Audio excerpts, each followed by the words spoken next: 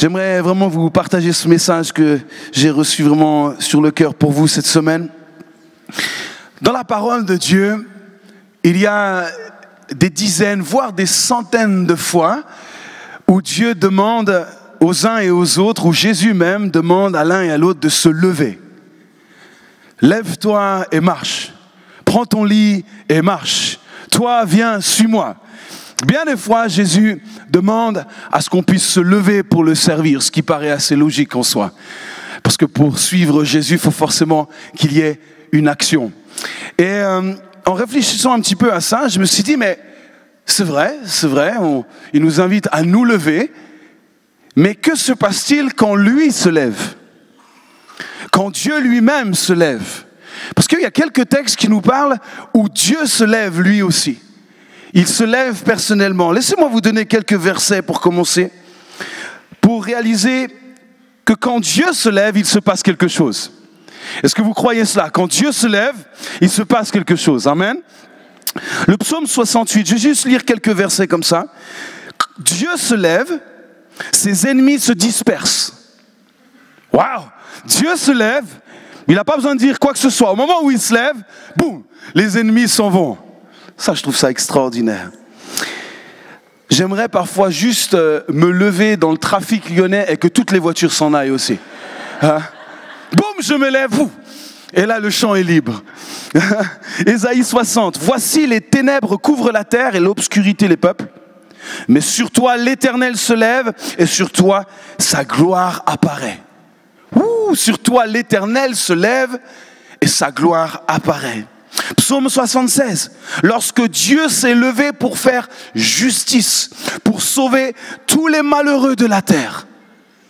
Quand Dieu se lève, la justice se fait. La justice prend place. Ésaïe 28, verset 21. Car l'Éternel se lèvera comme à la montagne de Pératsim, il s'irritera comme dans la vallée de Gabaon pour faire son œuvre. Écoutez, il se lève pour faire son œuvre étrange, il nous est dit. Parfois, quand Dieu se lève, ça peut paraître étrange aussi. Dieu se lève, il fait son œuvre étrange. Pourquoi ? Pour exécuter son travail, et il est dit même son travail inouï. Quand Dieu se lève, le travail se fait, le travail inouï, étrange parfois de Dieu. Dieu se lève, non pas pour rien, mais pour faire ce qu'il a prévu de faire. Ésaïe 30. L'Éternel désire vous faire grâce. Il se lèvera pour vous faire miséricorde. Amen. Il désire faire grâce encore aujourd'hui. Et il va se lever pour faire grâce et miséricorde pour celui qui en a besoin. Car l'Éternel est un Dieu juste, il nous est dit. Heureux tous ceux qui espèrent en lui. Encore quelques versets, Ésaïe 33. Quand ta voix retentit, les peuples fuient. Quand tu te lèves, les nations se dispersent. Quand Dieu se lève, les nations, pas juste une personne, pas juste un peuple, les nations même se dispersent. J'aime ces versets. Luc 13. Quand le maître de la moisson se sera levé et aura fermé la porte, viendra un jour où le maître de la moisson se lèvera à nouveau pour fermer la porte et que vous, étant dehors, vous commencerez à frapper à la porte et en disant « Seigneur, Seigneur, ouvre-nous ». Il vous répondra « Je ne sais d'où vous êtes ». Un dernier texte, Romains 15, Ésaïe dit aussi « Il sortira d'Isaïe un rejeton qui se lèvera pour régner sur les nations. Les nations espéreront en lui. » Waouh! Tous ces textes sont extraordinaires. Ils nous parlent de grâce, de justice, de miséricorde, de faire fuir l'ennemi, de faire disperser des nations même, faire descendre la gloire, sauver des malheureux, faire justice, régner. Et c'est magnifique, n'est-ce pas? Magnifique, c'est ça, c'est notre Dieu. C'est le Dieu que nous avons loué il y a quelques secondes. C'est ce Dieu-là, c'est notre Dieu. Et nous lui appartenons, nous sommes son peuple. Quand Dieu se lève, je le répète, il ne se lève pas pour rien. Ce n'est pas juste parce qu'il est un petit peu fatigué, il a besoin de s'étirer ou de se dégourdir les jambes. Okay? Quand Dieu se lève, il y a une intention, il y a un désir dans le cœur de Dieu. C'est un axe, une action qui incarne un vrai désir de sa part et qui a un véritable effet sur la terre, dans nos vies, dans nos cœurs. Chaque mouvement, chaque intention de Dieu a un impact sur notre vie. Et je crois qu'aujourd'hui, Dieu se lève parmi nous. Dieu est parmi nous. Pourquoi? Parce que sa parole le dit. Quand le peuple s'assemble pour louer, Dieu est au milieu d'eux. Dieu est là. Dieu est parmi nous et il se lève parmi nous cet après-midi. Pourquoi? Parce qu'il a une intention. Il a une intention particulière. Alors j'ai gardé un dernier exemple où Dieu s'est levé. Vous savez, quand j'étais à l'école primaire, il y a quelques années, pourquoi vous rigolez comme ça? Comme si j'étais vieux. Il y a quelques années, j'étais à l'école primaire et je me souviens que notre directrice d'école nous avait appris une chose. C'est que quand elle arrive dans la classe, qu'est-ce qui se passe? Vous voyez, vous vous souvenez aussi. Quand quelqu'un qui a autorité entre dans un lieu, qu'est-ce qui se passe? On se lève. Même si on n'a pas envie, on se lève. Même si on est occupé à autre chose, on lâche ce qu'on est en train de faire et on se lève. Et on attend. On attend quoi? Qu'on nous dise « asseyez-vous ». Malheur à celui qui ne se levait pas. Je pense que ça ne nous passait même pas par la tête de dire « non, moi je reste assis aujourd'hui. Tant pis. Je sais qui elle, je la connais pas de toute façon, c'est pas ma mère. Pourquoi je me lèverais ?» Non, quand cette personne rentre, tu te lèves. Il n'y avait pas d'option, pas d'alternative. Et là, quand j'ai lu ce texte que je vais vous lire dans quelques instants, j'ai réalisé quelque chose d'extraordinaire. Jésus lui-même est debout. Jésus se lève. Pourquoi Jésus se lève? Et on va voir cela ensemble cet après-midi. Actes chapitre 7, verset 54. Étienne, rempli du Saint-Esprit, et fixant les regards vers le ciel, vit la gloire de Dieu et Jésus debout à la droite de Dieu. Il vit la gloire de Dieu, mais il vit aussi Jésus debout à la droite de Dieu. Et il dit, voici, je vois les cieux ouverts et le Fils de l'homme debout à la droite de Dieu. Jésus est debout.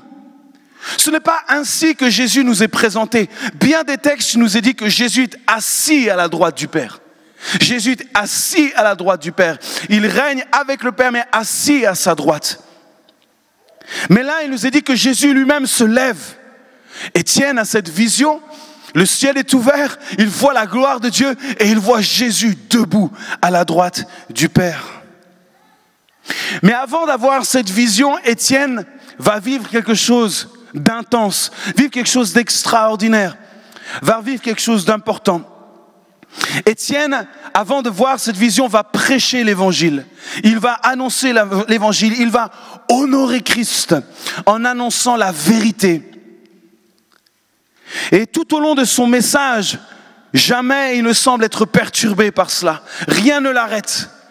Il veut honorer Jésus. Il veut honorer ce Dieu vivant. Il veut l'honorer jusqu'au bout. Actes chapitre 6, verset 8. Étienne, plein de grâce et de puissance, faisait des prodiges et des grands miracles parmi le peuple. Quelques membres de la synagogue, dite des affranchis, se mirent à discuter avec lui, mais ils ne pouvaient résister à sa sagesse et l'esprit par lequel il parlait. Ça, c'était Étienne, plein de grâce, de puissance. Personne ne pouvait résister à sa sagesse. Au verset 15, tous ceux qui siégeaient au Sanhédrin, ce conseil important qui prenait de grandes décisions, ayant fixé les regards sur Étienne, son visage leur parut comme celui d'un ange. Regardez la personne à côté de vous juste un moment. Ça ressemble à quoi là? Qu'est-ce que vous voyez? Un ange? Le visage à côté de vous, hein? Et comme il n'arrivait pas à surpasser la sagesse d'Étienne, alors les religieux vont imaginer un plan machiavélique, méchant. Ils ne pouvaient surpasser les propos sages qu'Étienne avait. Alors ces religieux, soudoyer quelques personnes. Pour faire quoi? Pour accuser Étienne à tort. Ils vont payer certaines personnes pour l'accuser faussement d'une chose, c'est de blasphème. Ils vont l'accuser et cela va lui causer de sérieux ennuis. Et se trouvant devant les chefs religieux et ayant la possibilité de se justifier, qu'est-ce qu'il va faire? Il va prêcher l'évangile. Il ne va pas chercher à se justifier avec ses propres mots, il ne va pas chercher à se défendre, mais il va saisir une opportunité pour prêcher l'évangile en regardant droit dans les yeux les personnes qui étaient en face de lui, qui cherchaient à le condamner, qui cherchaient à le coincer. Et il a prêché l'évangile sans compromis. Ce que j'aime dans cette histoire, c'est que Étienne n'était ni un prédicateur reconnu. Étienne n'était pas un évangéliste qui faisait des tournées partout. Étienne n'était pas celui que les foules venaient écouter pour être enseigné. Il nous a dit simplement que c'était un homme de foi qui accomplissait des miracles et surtout c'était un homme de concret. C'était un homme qui avait été choisi par les apôtres pour en fait s'occuper de la logistique. C'était quelqu'un qui s'occupait de la logistique dans les événements. Pourquoi? Pour faciliter le travail des apôtres, pour qu'ils puissent continuer à prêcher et prier, etc. Et lui était juste un homme de logistique. Juste un simple homme rempli de foi, rempli de Saint-Esprit, mais qui a saisi l'opportunité face à ses accusateurs d'annoncer la vérité, de prêcher la vérité sans compromis. C'est certainement la première fois qu'Étienne va prêcher de cette manière-là. C'est son premier message. Et c'est le plus long message qu'on le retrouve dans le livre des Actes. Tout le message d'Étienne nous est cité. Si vous lisez un petit peu l'histoire juste qui précède le texte qu'on vient de lire, vous pouvez lire tout le message que Étienne a prêché. C'est le plus long message qu'on retrouve dans le livre des Actes. Pourquoi? Parce que ce message va avoir des conséquences éternelles. Vous allez voir les conséquences de ce message. Cette prédication va ouvrir un chemin nouveau pour l'église de Jérusalem. Vous allez voir à quel point ce message était important et il devait absolument être annoncé avec conviction, sans compromis. Étienne, simple serviteur, va prêcher tout ce qu'il a, sans retenue, sans crainte, mais plein de foi, plein de conviction et surtout rempli de la présence du Saint-Esprit. Rempli de la présence du Saint-Esprit. Oh, il n'a pas eu honte de l'évangile à ce moment-là. Mais il a honoré Jésus. Il a honoré le Christ. Jusqu'au bout, il l'a honoré. Il va déclarer sa foi, son amour, son obéissance, sans pour autant citer une seule fois le nom de Jésus dans son message. Lisez le message d'Étienne, pas une seule fois il va citer le nom de Jésus. Pourquoi? Pour ne pas qu'on l'accuse de blasphème. Juste pour leur dire, voyez de quoi je parle. Ce n'est pas juste attaché à un mot, c'est une réalité que je vis. Et je suis en train de vous l'annoncer maintenant. Et là, qu'est-ce qui nous est dit dans Actes chapitre 7, on l'a lu tout à l'heure, verset 54, en entendant ces paroles, en entendant ce message, en entendant la vérité, qu'est-ce qui se passe? Ils étaient furieux dans leur cœur et ils grinçaient des dents contre lui. Grinçaient des dents, carrément. À tel point ils étaient énervés, ils ne pouvaient pas supporter ce message. Je ne sais pas si quelqu'un a déjà grincé des dents quand vous parlez. Mais ça doit être bizarre quand même comme sensation. Par des fois des enfants quand ils s'énervent comme ça, on les voit, ils serrent les dents. Mais là les religieux étaient comme ça. Non, je ne supporte pas ce qu'Étienne est en train d'annoncer. Voyez la haine qui était en eux. Et Étienne était là, il continuait à prêcher. Il continuait à annoncer l'évangile de la vérité. Les religieux vont être dans un état second, ce discours insupportable, inaudible pour eux. Tu ne peux pas dire ça. Tu ne peux pas annoncer cela. Et puis Étienne ne semble pas du tout être intimidé par leur réaction. Il continue, il dit, c'est la première fois que je prêche, je vais tout donner. Ouah, il donne tout, il envoie, il repart de la Genèse, il repart dès le début, d'Abraham et tout, et puis il emmène ça jusqu'à Jésus, jusqu'à la croix. Il leur fait la totale, il déballe tout, et ils sont là, qu'est-ce que tu fais, arrête-toi. Et lui continue, il enchaîne. On pourrait dire, mais Étienne, arrête-toi. Ils vont te tuer. Arrête-toi. Et lui, rien ne l'arrête à ce moment-là. Tu peux encore sauver ta peau, Étienne. Stop, arrête-toi. Lui continue. Il continue, il enchaîne. Acte 7, verset 55. Étienne, rempli du Saint-Esprit et fixant les regards vers le ciel. Rempli du Saint-Esprit. Oh, quand tu es rempli du Saint-Esprit, mon ami, crois-moi que tes regards ne vont pas se tourner vers toi, vers les circonstances ou tous ceux même qui te veulent du mal. Le Saint-Esprit va te pousser à regarder vers le ciel. Oh, même tous ceux qui t'accablent, qui grincent des dents, qui piaillent autour de toi, le Saint-Esprit n'a qu'un but, c'est que tu regardes le ciel. Et le Saint-Esprit va le pousser à regarder le ciel dans cette situation terrible. Et il va regarder le ciel. Et là, il a cette vision, il voit Dieu et Jésus debout à la droite de Dieu. On pourrait dire, super, mais tais-toi. Ne dis plus rien, c'est super. Jésus est là, c'est bien, tu le vois. Mais tais-toi, ne dis surtout pas qu'il est là. Ne dis surtout pas que tu le vois. Et qu'est-ce que fait Étienne? Et voici, il dit, je vois les cieux ouverts et le Fils de l'homme debout à la droite de Dieu. Vous voyez, il ne dit pas Jésus, il dit le Fils de l'homme. Je vois le Fils de l'homme debout à la droite de Dieu. Et là, qu'est-ce qui se passe? Il pousse des hurlements, des cris, les religieux. Ils disent là, c'en est trop, c'est plus possible. Ils se bouchent les oreilles, ils se précipitent tous sur lui. Je ne sais pas combien ils étaient à ce moment-là, mais ils vont tous se précipiter sur lui. Le traînent hors de la ville. À mon avis, c'était pas juste, allez, on y va, Étienne, c'est bon maintenant. Allez, arrête tes histoires là. Allez, tu nous suis. Ah non, ils l'ont traîné. Ça veut bien dire que ils l'ont certainement mis à terre, ils l'ont traîné, ils l'ont peut-être pris par les cheveux ou par les mains, les pieds, peu importe. Mais ils l'ont traîné hors de la ville. Et ils le lapidèrent. Quelle histoire! Mais pourquoi tu t'es pas arrêté avant que tu avais cette vision, que c'était cool? Et pourquoi tu l'as dit? Pourquoi tu es allé jusque-là? Tu aurais pu sauver ta peau. Vous savez, la mort par lapidation, c'est pas la manière dont on aimerait tous mourir, vrai? S'il y avait une mort qu'on pouvait choisir, je ne pense pas qu'on choisirait celle-ci. Moi, je veux bien être lapidé, ça me dit bien.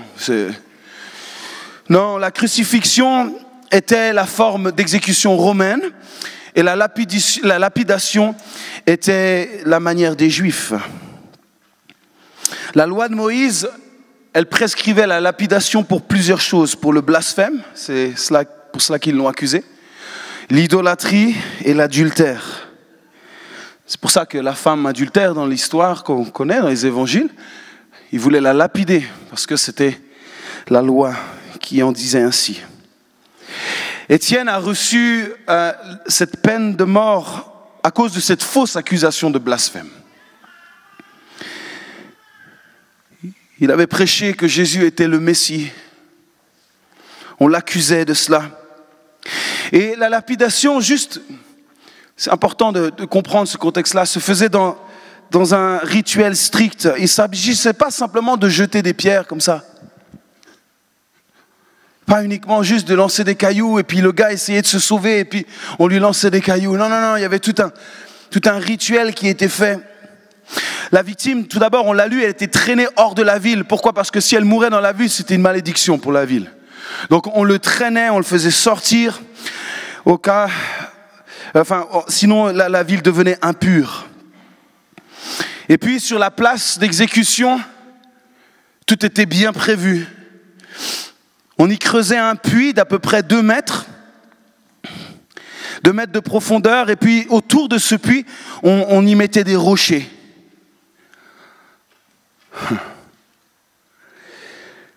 Les témoins se tenaient près de ce rocher. Les témoins, c'était ceux qui l'accusaient aussi. ils se tenaient là autour. D'ailleurs, on réfléchissait plusieurs fois avant de se porter témoin. Il y avait des conséquences à cela. On donnait une dernière chance à l'accusé de se repentir, et puis le rabbin venait, faisait une prière, et puis à ce moment-là, on lui ôtait ses vêtements, et on le plaçait au bord du puits, le dos vers le puits. Ok ? Donc imaginons que le puits est ici, donc on m'enlève mes vêtements, je me mets là au bord du puits, le puits est derrière moi, et en fait on me pousse dans le puits, et je tombe 2 mètres plus bas, le dos sur le sol, pour qu'en fait je puisse avoir les yeux comme ça. Et là, à ce moment-là, tous les accusateurs venaient avec des rochers et ils jetaient en bas comme ça, jetaient, en espérant une chose, c'était toucher le cœur, en essayant de lapider, en touchant le cœur, pour le faire mourir. Et Étienne est là, et ils vont le lapider. Les témoins enlevaient leurs manteaux et jetaient des rochers sur la poitrine de la victime. Et Étienne aura été et sera pour toute éternité le premier martyr à cause de l'évangile. Le premier martyr à cause de l'évangile dans cette nouvelle alliance avec le Christ. Il a été le premier à honorer Dieu jusqu'à la mort. Oui, ça a été le premier dans la nouvelle alliance. Premier à honorer jusqu'à la mort. Le premier à honorer Christ jusqu'à son dernier souffle. Et là, quand il regarde le ciel, il dit, mais je vois Jésus qui est debout. Je vois Jésus, il est debout à la droite de Dieu. Je le vois. Jésus, effectivement, était là, debout. Pourquoi ? Parce que Jésus se tenait prêt à accueillir celui qui allait mourir pour lui juste quelques instants après. Il l'a vu debout. Pourquoi il était prêt à accueillir celui qui allait l'honorer jusqu'à son dernier souffle. Jésus allait lui à son tour se lever pour accueillir un nouveau frère, le premier des frères qui allait mourir pour la cause, qui allait suivre son exemple, et il se levait pour lui. Il n'est pas resté assis sur son trône, mais il s'est levé à la droite du Père. Il a dit, je suis prêt à t'accueillir. Vas-y mon gars, tiens bon, je connais pas le chemin par lequel tu es passé, je sais les souffrances par lesquelles tu es passé, j'y suis passé moi-même. Tiens bon, je suis avec toi, n'aie pas peur, je suis là. Et j'imagine Étienne, il dit, mais je le vois, et au moment où ils ont commencé certainement à lui envoyer les pierres, ses regards ont dû simplement se lever vers le Christ et dire, mais j'arrive, et jusqu'à ce qu'il puisse s'endormir et rejoindre Jésus. Jésus s'est levé pour accueillir celui qui allait payer le prix pour porter son nom, pour porter le nom de Jésus. Jésus se lève pour accueillir le premier d'une longue liste de héros. Longue liste. Jésus ne peut pas rester assis, quand un des siens suit le même chemin que lui. Il se lève, il encourage. Il ne peut pas rester assis quand quelqu'un croit en lui jusqu'au bout. Il ne peut pas.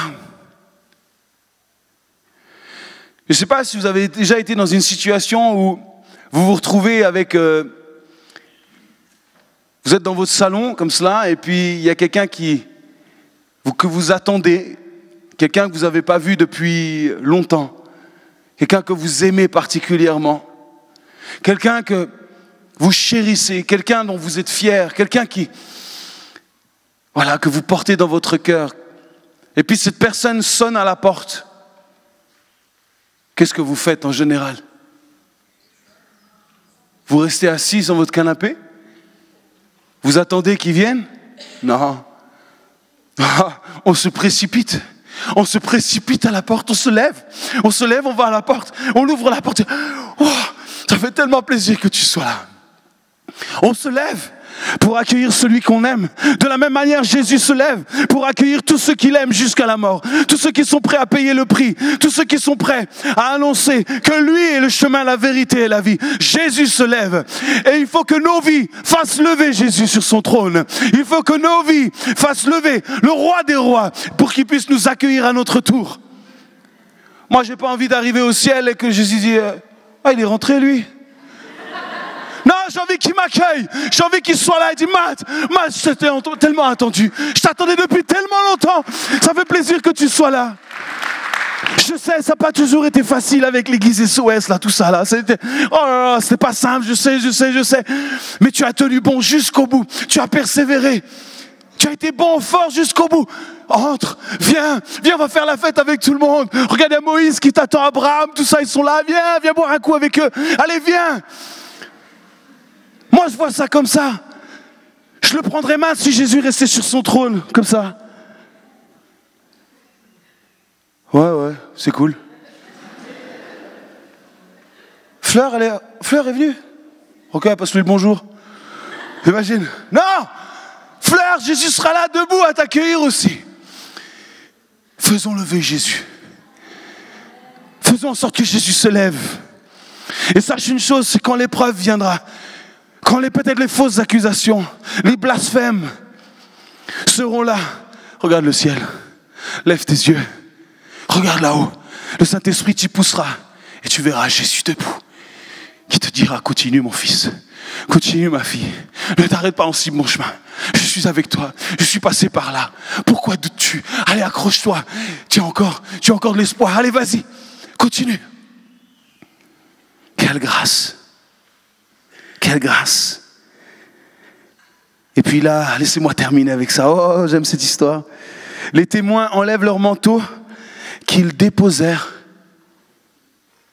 au pied d'un jeune homme. Et ce jeune homme, c'était pas n'importe qui. Ils viennent déposer leur manteau au pied d'un jeune homme. Vous savez comment s'appelle ce jeune homme? Il s'appelle Saul. Il s'appelle Saul. Saul. Ça vous dit quelque chose, Saul? Saul était là. Et il a vu toute la scène. Saul était là et il a entendu le message. Oui, il a donné son accord pour qu'on lapide Étienne, mais il a entendu son message. Et ce message est venu comme une semence dans le cœur de Saul.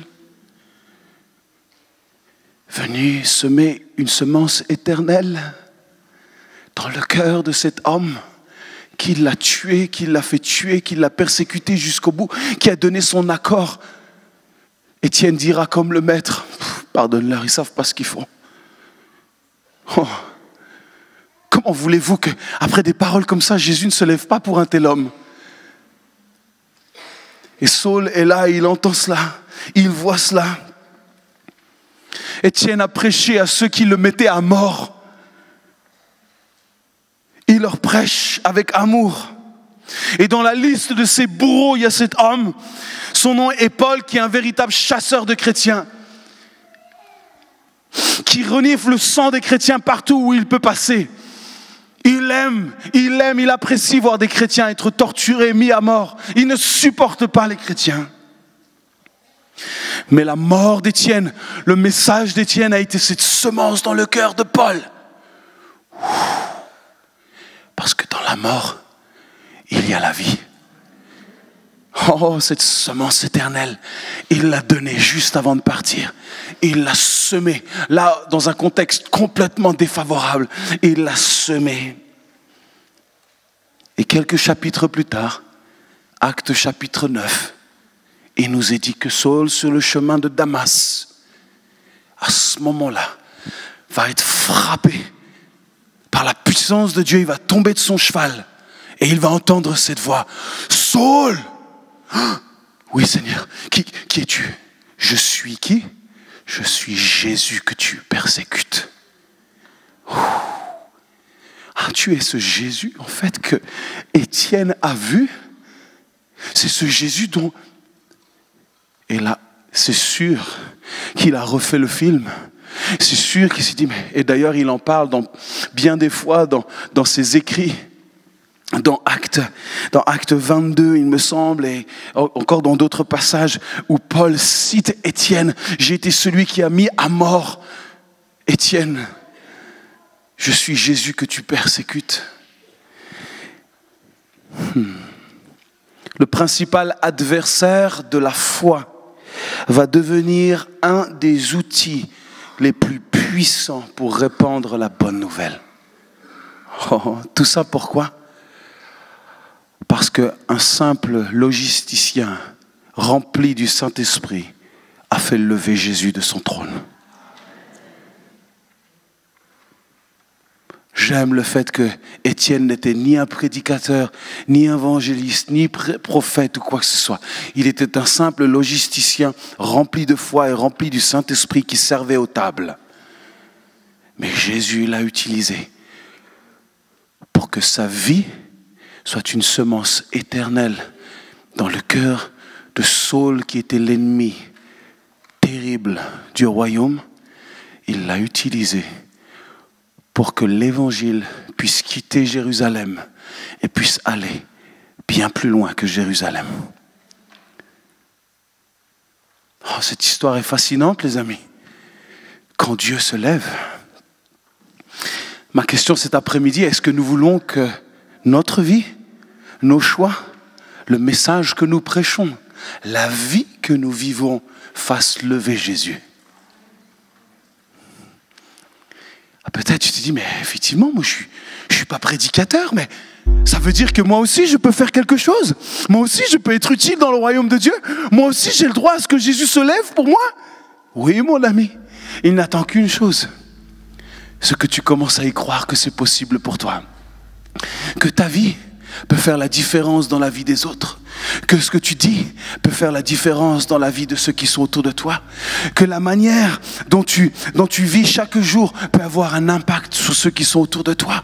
Et si tu es dans un environnement actuellement au travail ou dans ta vie de tous les jours, peut-être il y a des blasphémateurs, peut-être il y a de ceux qui veulent pas que tu sois là, peut-être il y a des gens que tu déranges, peut-être qui tu es les dérange. Pourquoi ? Parce que Christ est en toi.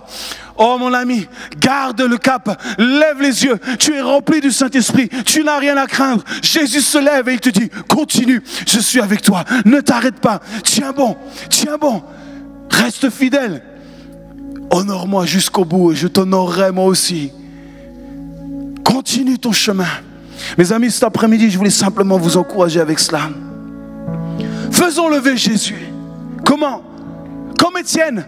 Que nos vies soient une prédication comme si c'était notre dernier message. Prêche comme si c'est ton dernier message. Il y a peut-être des gens que tu ne reverras plus jamais.